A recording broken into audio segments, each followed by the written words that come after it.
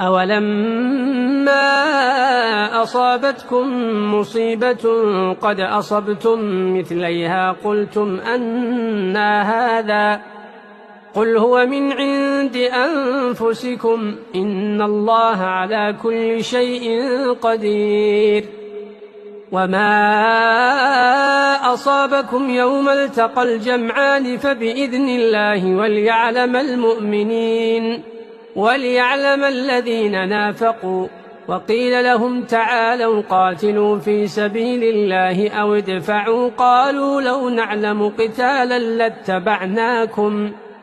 هم للكفر يومئذ أقرب منهم للإيمان يقولون بأفواههم ما ليس في قلوبهم والله أعلم بما يكتمون الذين قالوا لإخوانهم وقعدوا لو أطاعونا